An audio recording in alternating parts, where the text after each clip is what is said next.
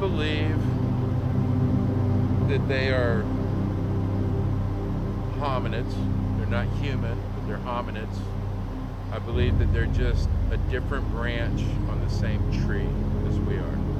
And where we spent millions of years separating ourselves from nature, getting further and further away from nature, being able to control our climate, as far as air conditioning and heating and things like that.